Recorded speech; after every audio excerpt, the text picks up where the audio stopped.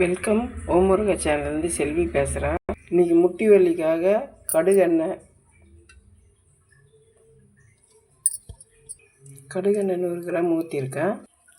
அது கூட வேப்பாலை ஒரு பிடி போடணும். அது கூட புங்காய இலை, கற்பூரவள்ளி, இது குப்பைமேனி, இது பிரண்டை,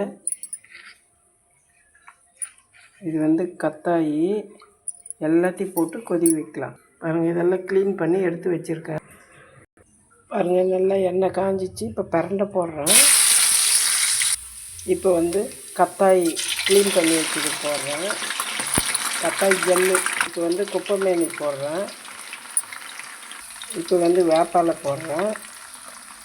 இப்போ குப்பைமேனி, இது புங்காய இலை.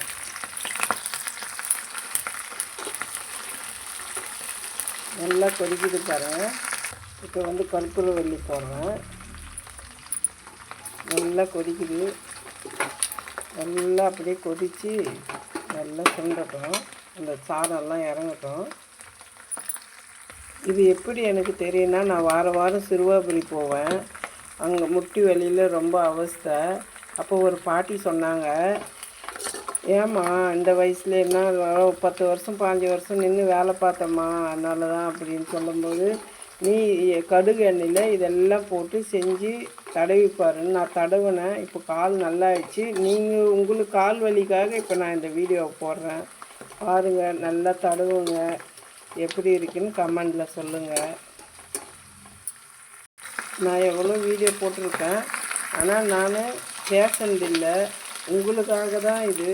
சிறுவாபுரி முருகன் அருளில் எனக்கு கால் சரியாயிடுச்சு. உங்களுக்கும் சரியாகணுன்னு தான் சொல்கிறேன். எவ்வளோ பேர் வராங்க அந்த கோயிலுக்கு. அவ்வளோ பேருக்கும் கால் வலிக்கிறவங்களுக்கு இது செஞ்சு பாருங்கள். இது திடீர்னு சிறுவாபுரி கோயிலில் தான் நடந்தது. சத்தியமான உண்மை.